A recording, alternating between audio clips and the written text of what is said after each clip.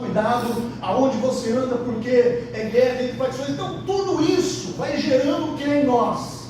Vai gerando crises de ansiedade, e o ser humano começa a ficar mentalmente adoecido. Agora, diante de tudo isso, Deus é o responsável por causar esse sofrimento na humanidade? As famílias que perdem seus entes queridos, não é comum, na lei natural da vida, um pai enterrar um filho. Mas quantos pais enterraram filhos? Então, será que é verdade o que alguns estão dizendo, que diante de tudo isso, de que é um sinal dos fins dos tempos, a volta de Jesus se aproxima, é motivo de eu ficar com medo? Então são dúvidas e mais dúvidas que na realidade não têm a mínima importância para esse momento. Aí que eu quero falar um pouco sobre esse texto que nós acabamos de ler, que foi escrito pelo apóstolo Paulo, dirigido à igreja que estava em Roma. Então nós começamos a ler a partir do versículo 3, do capítulo 5. Porém, Paulo aqui está fazendo menção aos 2 versículos anteriores. Então, se você pegar o versículo 1 e 2, aqui são convicções para um tempo de tribulação. Então, por trás deste texto, existe uma questão simples de ser resolvida. E a pergunta é: por que sofremos? Então essa questão perturba a mente do ser humano por séculos e séculos e em várias culturas. E isso está ligado à construção de grandes religiões. Então, quando nós olhamos para a tribulação e para o sofrimento, primeiro a gente tem que perceber como as pessoas veem os sofrimentos. Como que as pessoas veem o sofrimento? Porque é natural, isso faz parte do nosso cotidiano. Você no seu trabalho, você na sua família, você com um amigo, surge um assunto e as pessoas vão dar a visão, o seu ponto de vista diante dos fatos, diante daquilo que elas acreditam, e esse crer, ele é subjetivo. E o que é subjetivo, pastor? Subjetivo é aquilo que vem da sua mente. Você pensa dessa forma. Então, aquilo que você acha é subjetivo, ele está fora da objetividade. Não há algo concreto. Por exemplo, esse tablet está em cima desse púlpito. Isso é uma coisa objetiva. Agora, eu posso dizer, não. Esse tablet está flutuando sobre esse púlpito. Eu estou afirmando isso. Isso é subjetivo. Ele está? Eu consigo provar que ele está flutuando? Não, mas eu estou afirmando, mas ele está. Aí você fala, não está. Por quê? Eu estou fugindo da objetividade. Então, tudo que é subjetivo é isso. E aí, nessa questão de tentar explicar, preste atenção, de tentar explicar o sofrimento da humanidade, existem 3 grandes teorias. Preste atenção. Eles tentam explicar, não estou dizendo que essas teorias estão certas, porque podem ser subjetivas. Então, qual que é a primeira grande teoria que fala sobre como explicar o sofrimento da humanidade? Então, a primeira teoria é chamada de teoria da causa e efeito. Então, ela entende que o sofrimento é consequência de algo que fez no passado. Inclusive, há muito crente que usa de maneira equivocada o Antigo Testamento quando fala que o erro dos pais perdurará por 4 gerações.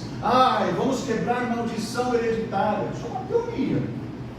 Então, é esse sofrimento que a pessoa passa por compensação em relação a esses erros. Essa, por exemplo, era a teologia dos amigos de Jó. Você está aí na cama, você está sofrendo porque alguma coisa você fez.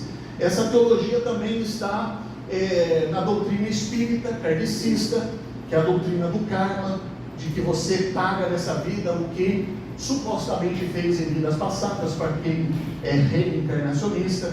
Essa também é a visão presente em algumas igrejas neopentecostais, que é a teologia da prosperidade. Você está sendo abençoado porque você está se sacrificando ao Senhor. E se não está sendo abençoado é porque você não contribuiu para que isso acontecesse. O que não deixa de ser um pragmatismo. O que é pragmatismo, pastor? É uma corrente de ideias que prega que a validade de uma doutrina é determinada pelo seu bom êxito prático. Então eu estou com dinheiro no banco, eu estou com um carro novo, eu estou enriquecendo, então é sinônimo de que eu estou abençoado. Então essa é a teoria da causa e efeito. Há uma segunda teoria, a teoria da visão dualista. Então, essa teoria diz que o mundo está cercado por forças do bem e do mal, e que nós sofremos porque estamos no meio dessa batalha, e em nossas batalhas nos apegamos ao que é mal. Então é uma teoria, se nós voltarmos na Grécia Antiga, é uma teoria platônica, do filósofo Platão. Por quê? Tudo que é bom, segundo ele, é ligado ao espiritual, e tudo que é mal está ligado à matéria. Então a maneira de solucionar o sofrimento é desapegar das coisas materiais e buscar uma experiência espiritual que desconecte dessa vida. Inclusive essa teoria é muito aplicada em algumas igrejas. Culto de libertação, culto de quebra de maldição. Então, na realidade são teorias. E tem a última teoria, que é a teoria da visão secular, que é uma teoria do mundo ocidental. Nós somos do Ocidente. Então, ela vai dizer que o sofrimento, assim como tudo que nos cerca, é obra do acaso. Então, o universo surgiu de uma explosão casual, nós somos obras do acaso, o sofrimento é uma grande loteria, seu carro foi roubado porque você teve azar. E dentro dessa visão, a gente lida com o sofrimento e tenta evitá-lo o máximo possível. Então, temos uma geração de pessoas intolerantes a qualquer espécie de dor. E essas pessoas, elas vivem à base de analgésicos, antidepressivos, já prevendo a frustração dos próximos meses. Então, observe que vivemos cercados de pessoas que veem o sofrimento dessa forma. Agora, vamos voltar à nossa realidade. Nós estamos aqui porque somos cristãos. Então, qual é a perspectiva cristã do sofrimento? Quem verdadeiramente é cristão. Qual é a perspectiva cristã do sofrimento? O que a Bíblia diz a respeito dos dias de sofrimento? Porque, como eu disse, em uma dessas teorias, algumas pessoas podem usar ali o Antigo Testamento para validar as suas convicções. Só que na teologia, há uma forma de nós interpretarmos, porque se 4 ou 5 textos falam de uma forma, e o outro fala, porém, de uma mesma forma, mas contrariamente aos dessas 5, então é desconsiderada, porque se 5 textos estão falando dessa maneira, então nós vamos nessa fonte aqui, porque é a maioria. Então a melhor resposta para essa pergunta, para esse problema, numa perspectiva genuinamente cristã, o que o sofrimento da humanidade, como que Deus vê o sofrimento da humanidade, ou por que nós sofremos? Então, como eu disse, a melhor resposta para essa pergunta, numa perspectiva genuinamente cristã, é de que, repitam comigo, não era para ser assim.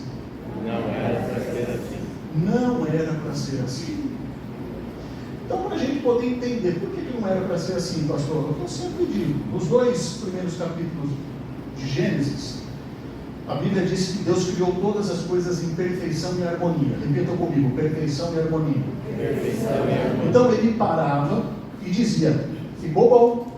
Ele contemplou tudo e viu que tudo era bom, perfeito, uniforme, tudo funcionava em plena perfeição. E mais, Deus nos criou à sua imagem e semelhança, com poder relacional, ou seja, com poder de nos relacionar com Ele, e inclusive com poder criativo. Nós criamos, que é o intelecto. Então Deus nos deu de presente o que? Esse mundo, aonde não existia calamidade, não existia injustiça, não existia violência, não existia doenças. No entanto, no capítulo 3, os nossos primeiros pais, Adão e Eva, tomaram uma decisão maldita em algum momento do processo, e eles optaram pela independência, pela autonomia. Não precisariam mais do amor do Deus Criador. Fizeram como o filho pródigo, que fez ao seu pai, lhe dá parte que lhe cabe, e decidiram construir um mundo à imagem e semelhança deles, dos seres humanos. E qual foi o resultado disso? Desastres ecológicos, desigualdade social, violência, guerras, doenças físicas e emocionais, corrupção, E algumas pessoas olham para isso com toda arrogância e ainda vêm dizer: mas aonde está Deus ao ver tudo isso? E a resposta é clara, simples e objetiva: Deus está de onde Ele sempre esteve, de onde Ele nunca saiu, no seu trono soberano, absoluto. Então o Deus Criador, Ele olha para o sofrimento da humanidade, e Ele olha com lágrimas nos olhos e diz: não era para ser assim. Então o mundo que estamos inseridos não é a opção de Deus, a opção é nossa. Porque nos falta o conceito de que Deus é plenamente justo, porque Ele é o Criador de todas as coisas, Ele tem o direito. E quando eu julgo ou me atrevo a dizer o que eu não sei, é porque me falta compreensão e o entendimento do que é a graça. Então Paulo está dizendo isso nos versos 1 e 2, ele diz: tendo sido, pois, justificados pela fé, temos paz com Deus, por nosso Senhor Jesus Cristo, por meio de quem obtivemos acesso pela fé a esta graça, na qual agora estamos firmes, e nos gloriamos na esperança da glória de Deus. Então Paulo, ele está dizendo que esse Deus Criador, Ele olha para esse sofrimento que eu e você fizemos, em consequência dessa prepotência do homem, em dizer que resolve tudo aqui na terra sozinho, e Ele faz o quê? Ele nos justifica, porque Ele nos amou. Então Ele provou isso cheio de compaixão na pessoa de quem? Do seu Filho, Jesus Cristo. Então Ele deixou-se punir em nosso lugar. O que aconteceu naquela cruz não foi um exemplo dado por um bom homem, como devemos morrer por um ideal. Foi alguém que colocou sobre si todo o erro que pesava contra nós. Tudo foi pago, está consumado, porque Jesus, o Filho de Deus, pagou a nossa dívida. Todo aquele que nessa vida ouvir essa mensagem e se render a Jesus, esse sim será salvo. Não há salvação fora dessa condição.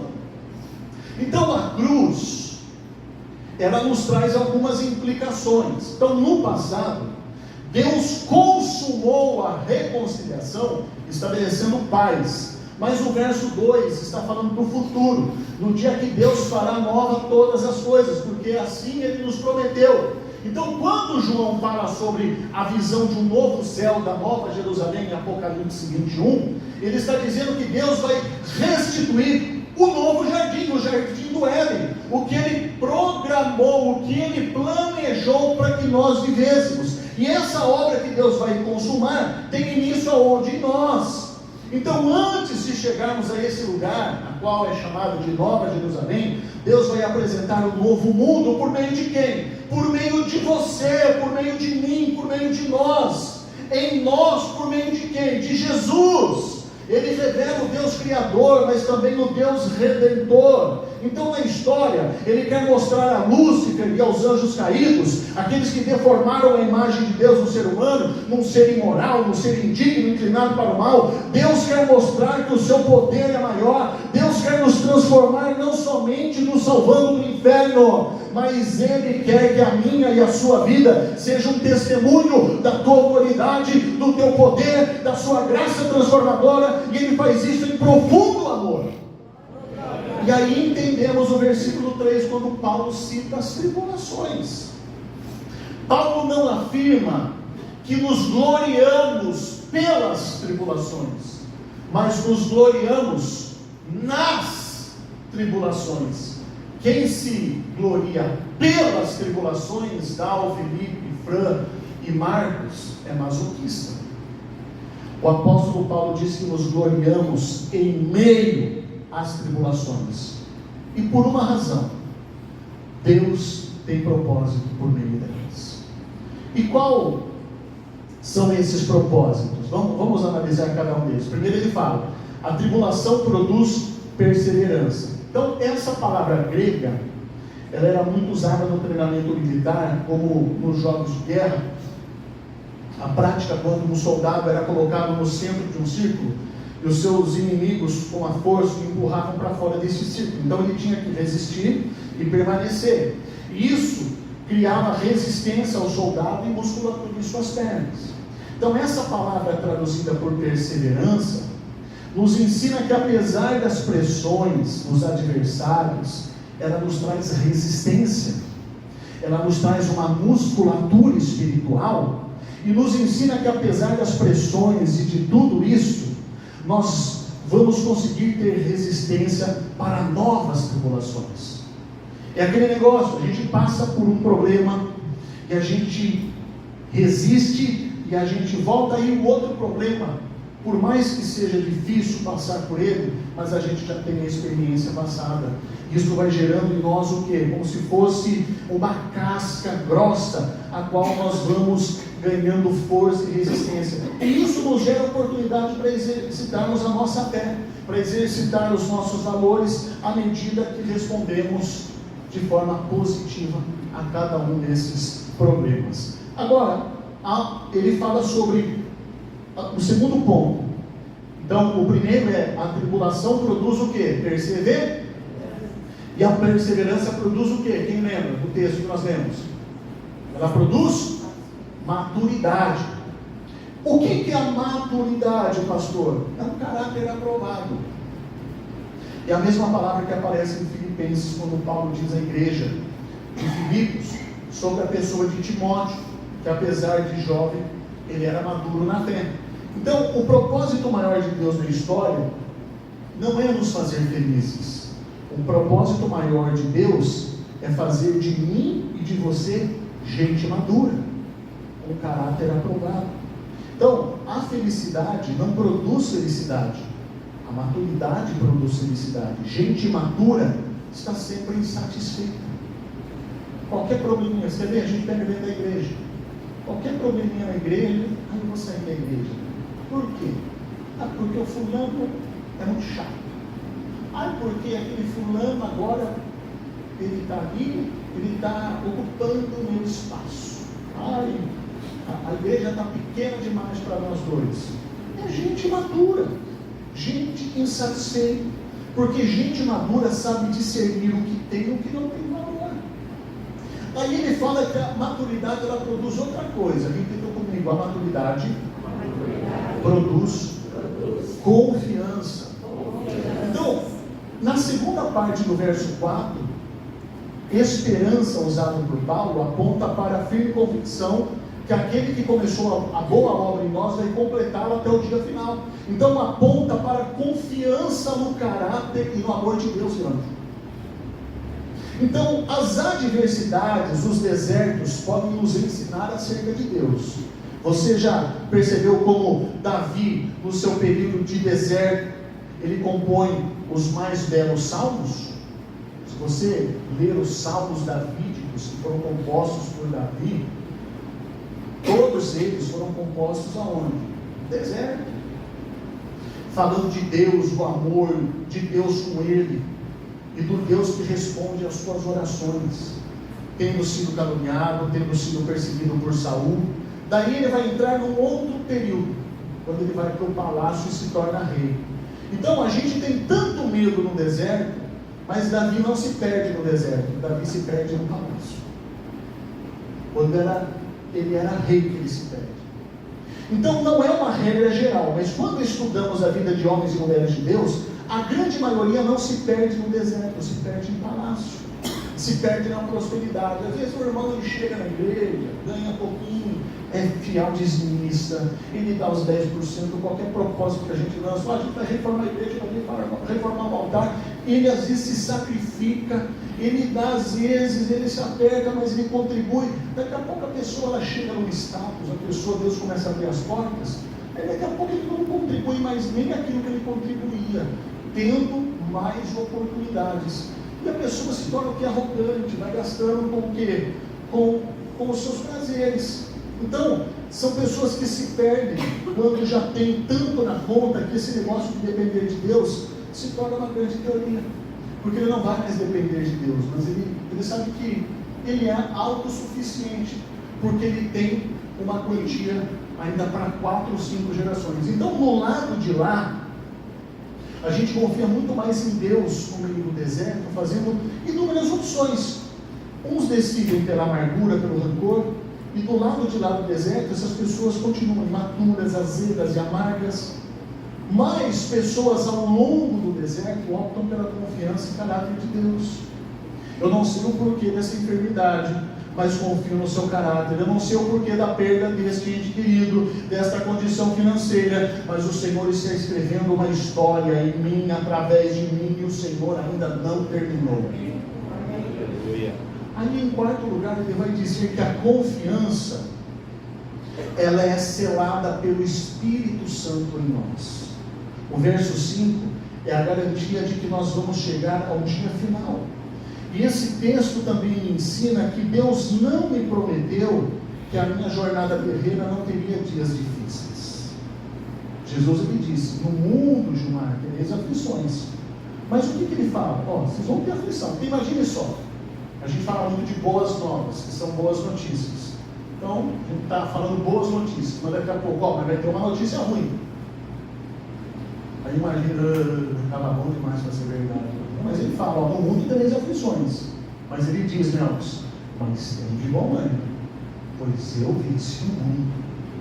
Então, essa é a confiança que é selada pelo Espírito Santo em nós. Jesus está em nós. Então, observe que esse texto também me ensina que Deus, Ele não me prometeu que a minha jornada terrena não teria dias difíceis, mas prometeu que todos os dias, até nesses dias, que Ele estaria comigo e que eu sempre continuarei ali sendo um filho amado de Deus. Aleluia. Então, para concluir a mensagem de hoje, nós precisamos praticar 3 coisas diante de tudo isso. A primeira delas, repitam comigo, eu preciso ter sensibilidade com o mover de Deus em nossas vidas. Então a gente precisa aprender a perceber Deus se movendo em nossas histórias. Talvez aquilo que você passou no passado, talvez você ache que aquilo foi algo muito pesado, algo que te envergonhou, algo que te trouxe traumas. Então você precisa entender que toda a sua história, como eu disse, aonde está Deus? Aonde Deus estava quando eu passei por isso? Como eu disse, Deus esteve sempre no mesmo lugar. Mas por que Deus não interveio? Porque a prerrogativa de intervir não é dele. Pastor, mas calma aí, Deus não é soberano? Sim, mas nós decidimos. É o que Adão e Eva fez, o mundo já foi maligno, a gente vem nessa condição. Nós optamos em vivermos separados de Deus. Então Deus ele falou assim, você não quis? Eu sou justo. Eu sou justo. A consequência é sua. Mas por intermédio de Jesus, o único caminho que leva ao Pai é Jesus. O único mediador entre a terra e o céu é Jesus. Agora, em nome de Jesus, quando eu sou alcançado pela graça, eu falo, Senhor, em nome de Jesus. Ele, opa, agora sim, agora eu vou intervir. Eu ouvi uma vez um pregador, eu achei interessante essa história, que é como se as pessoas orassem a Deus e falassem assim, Deus, olha a minha causa, muda a minha história. E Deus fica assim, sentado no seu trono. Deus, olha o meu problema, muda o meu problema. É como se Deus não estivesse ouvindo. Mas quando a pessoa fala, Deus, em nome de Jesus, olha a minha causa. Pois não, meu filho, em nome do meu filho Jesus, agora sim. Então, o nome de Jesus, que tem toda a autoridade e poder, é como se fosse uma chancela, um carimbo de autenticação do cartório, sabe? Quando você vai reconhecer a firma do seu nome, aí tem aquele carimbo. Opa, esse está autenticado. O nome de Jesus é isso. Então a gente precisa ter sensibilidade com o mover de Deus em nossas vidas. Por que aconteceu isso comigo? Porque quando nós somos alcançados pela graça, nós podemos dizer que pela misericórdia de Deus, Ele nos deu a oportunidade de aprendermos e termos essa maturidade, de que nós podemos ajudar pessoas a não passarem por aquilo que nós passamos, ou ajudar a pessoas a reconstruírem suas vidas, como nós conseguimos reconstruir, a superar os seus obstáculos, como nós conseguimos superá-los. Então observe que nada é por acaso, e a gente precisa ter essa sensibilidade, porque Deus, Ele move em nossas vidas a todo instante. Outra coisa que eu preciso aprender, repita comigo, eu preciso aprender a me submeter à vontade de Deus. Então isso é submissão para com a vontade de Deus. Porque quando sofremos pressão, existem inúmeros caminhos mais fáceis. Mas esse é o momento de firmarmos os nossos princípios no que Jesus nos disse.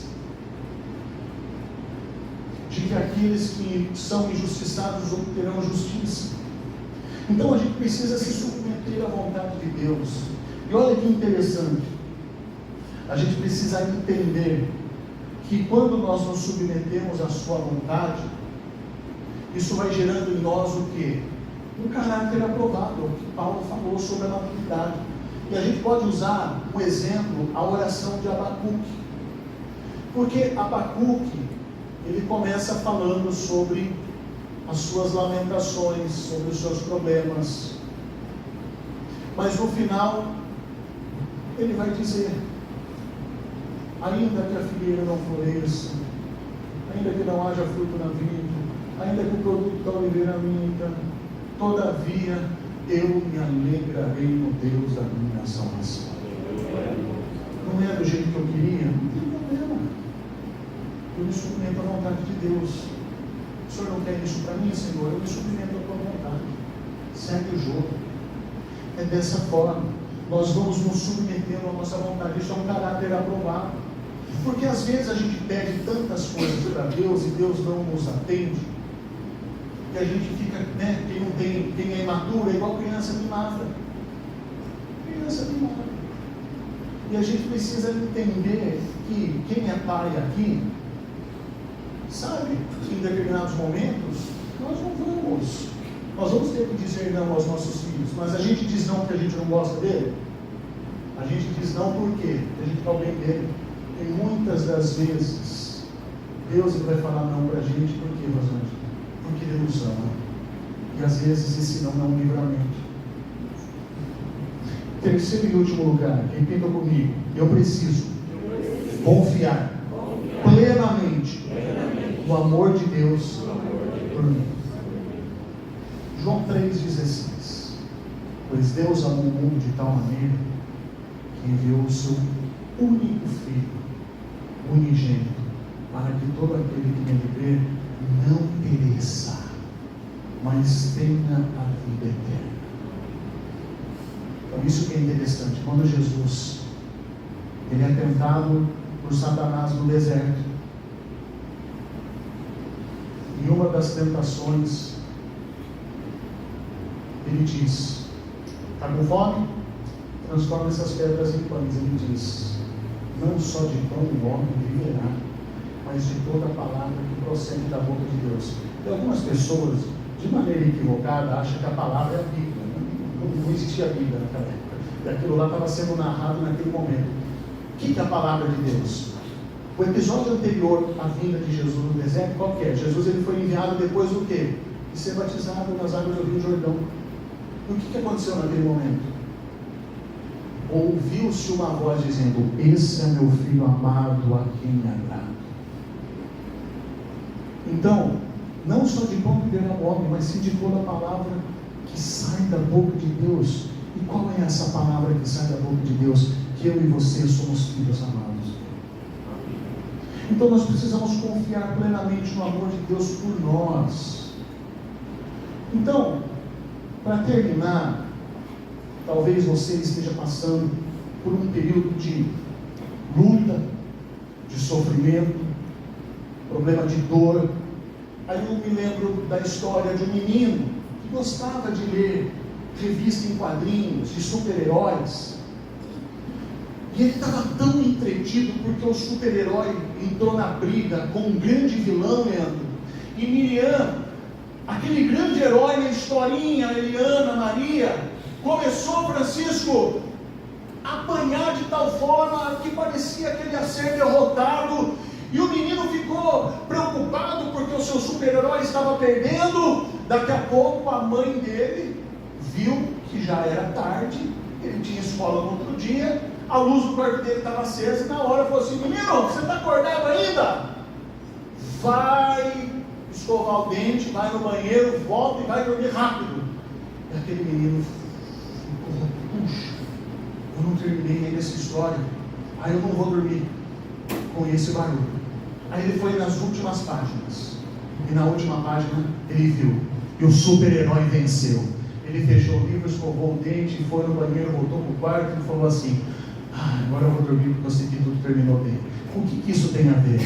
Seja qual for o seu sofrimento, no final, na última página está escrito: tudo vai ficar bem, porque Deus é maravilhoso.